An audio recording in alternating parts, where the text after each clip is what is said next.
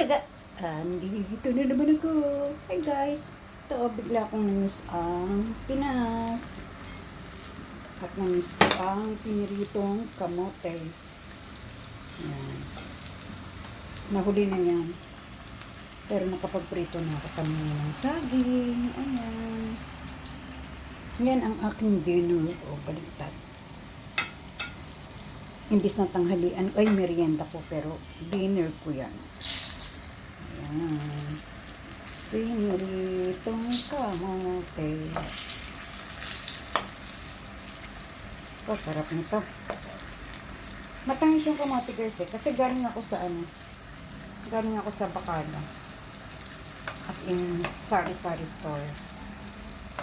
Yung sari-sari store kasi dito, the same time may tindang mga gulay, prutas, ganun, frozen, parang mini supermarket. Ganun. Kaya yan. Nakita akong kamote. Pero ang presyo niya is 1 dinar 250. As in parang almost nasa 200 na. Mga 230, ganun. 250. Parang ganun.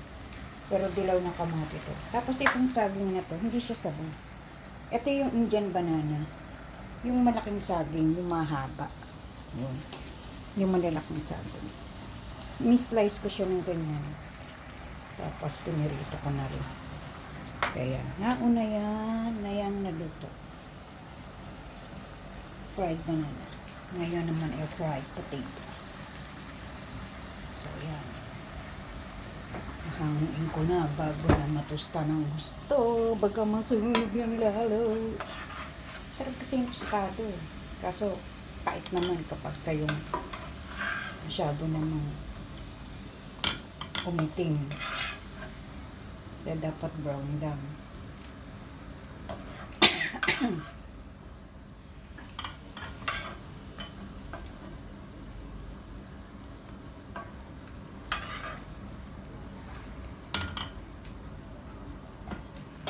Yung iba, hiniwa ko ng ganito kahaba.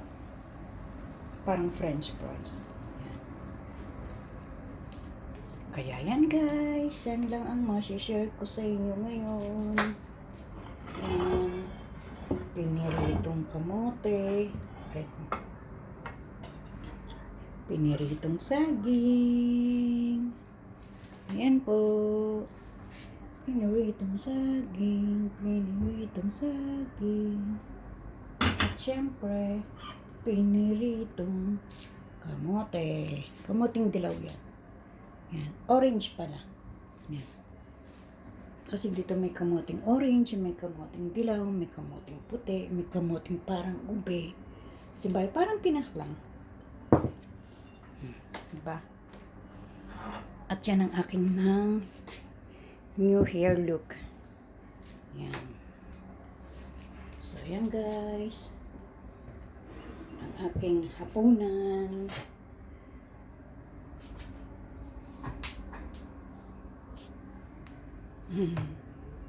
Yan.